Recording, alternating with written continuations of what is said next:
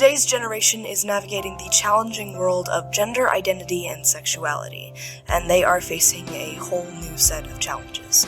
Many young people are liberated by the opportunity to talk openly about who we are, how we identify, and who we love. While awareness and acceptance has increased, hatred and bigotry continues to dominate. In this series, we'll meet a few of our community's leaders who share their own experiences growing up in the LGBTQ community. I'm Rook, he, they, and I'm glad you've tuned in today. I'm so excited to have Susan and Sally Waters with me today. I was lucky to have known them since I was a little kid. They have always been a shining example of awesome parents and advocates willing to speak up and speak out in support of the queer community. But that confidence and self-assuredness didn't come overnight. Sally, Susan, why don't you start by sharing your pronouns? I'm Sally Waters, and my pronouns are she, her. I'm Susan Waters, and probably they would be more accurate, maybe him. Is that how your kids reference you as well? Arden actually refers to Susan as dad and he, him, and it feels so correct to me, her wife. I mean, I still use she. We're just kind of a blend of pronouns. It doesn't offend me the way it does some folks, but and Susan is both male and female, and just fully contains both. And it's a real clear distinction that's easy to see. I'm curious, when did you first realize that you were different from what others expected from you? Mine was much younger than Sally's was. I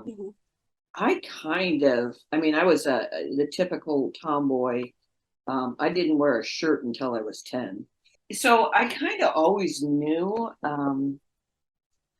I liked girls, but God, they played really snotty games when I was a kid. And whenever they got like that, I would just go play soccer with the boys and probably enjoyed that more because they didn't, as long as you were good, they didn't care.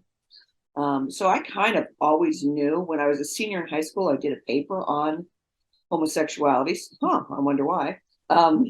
Did not have a serious male-female relationship. I mean, I dated in high school, boys, and girls at the end, which is surprising because I live out in the middle of nowhere, Nebraska, but happened to find another lesbian in another small town nearby. And when I had that relationship or that moment, I went, oh, this explains so much, Well, and that's when. So when I was about 17, I realized, oh, I'm gay. I like guys. Sally, did you have a similar experience? Well, I had a crush on Paul McCartney and that kind of thing when I was in grade school. But my best friend who lived up the street and I had lots of sleepovers, and she was a year older than me. And in 7th grade, she went to junior high and I was still in grade school, the way it was set up. And then I ended up going to a different junior high, and she just ghosted me going forward. Even though we lived nearby, that was it. But and I took it as, well, she's cool and junior high, and I'm just a little kid still, and it hurt my feelings, but I just didn't think about it and didn't have big feelings about it. And dated guys, had some near misses in college with some maybe moments that could have happened, and I was too scared and uncertain and stuff. I ended up at 23 getting into a relationship. We eventually married after 15 years with a man. And when I was in my 30s, mid 30s, I was having lots of conversations with people about the spectrum of sexual attraction, and I was very comfortable with the notion that I was probably bisexual, that okay, but I chose this guy, and okay, so there we are. And But if you looked at my home library, was it you who said that? Susan and I were work friends, and so Susan came over and looked at I had a lot of books, and I was I really at graduate school and all that kind of stuff, so I love that stuff. And she said, "Wow, you've been trying to be a lesbian for a long time, haven't you?" Like her books were kind of like so the joy of sex, like well, but all with a lesbian slant. So Yeah. you think you're gay, that kind of thing. And I came out to my then husband as bisexual. I was like, this is how it is. And I think he thought it was kind of cool. He's this, we were this living downtown kind of couple.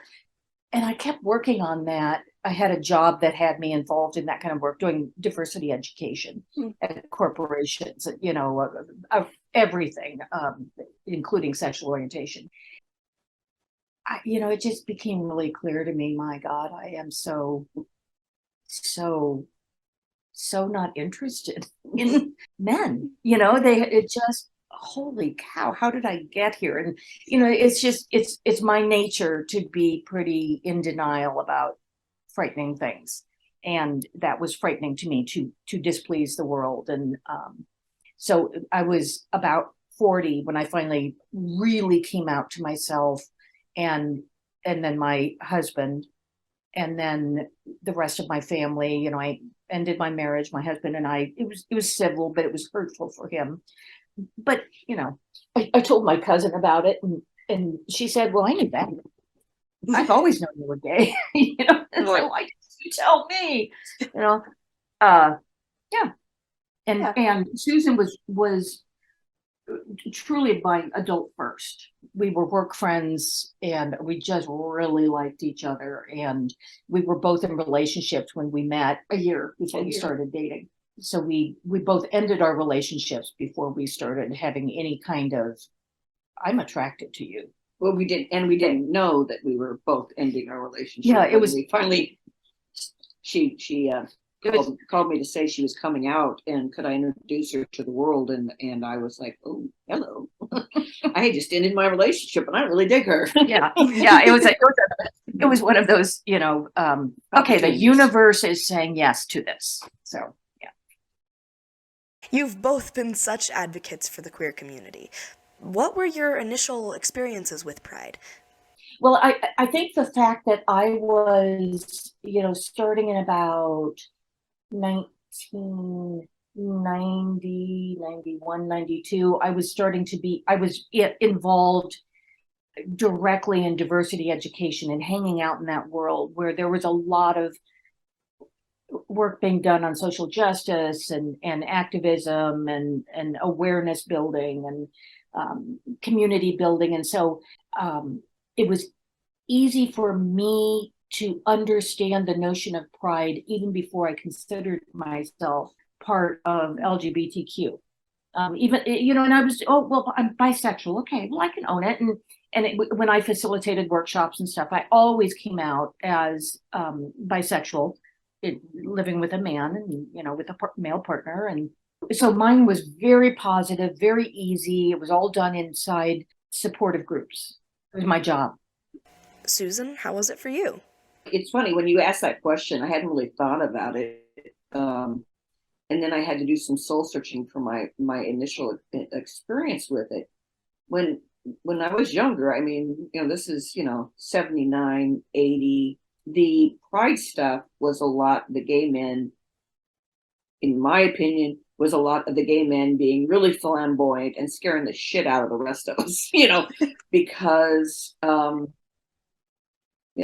even though I was kind of a butchy or a little more masculine, I could also do my drag, and She looked great. I could be really a pretty woman if I wanted to. As a matter of fact, one of the gay men one time came up and told me, he saw me speaking in a meeting, and he said, I just kept staring at you thinking, who is that woman?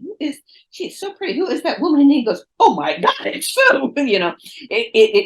Because I had on red lipstick and my hair was all done up in a red dress. And so I could do it. It just wasn't that comfortable for me. It wasn't as natural. I had to imagine I was a gay guy almost to do, to do dresses and stuff.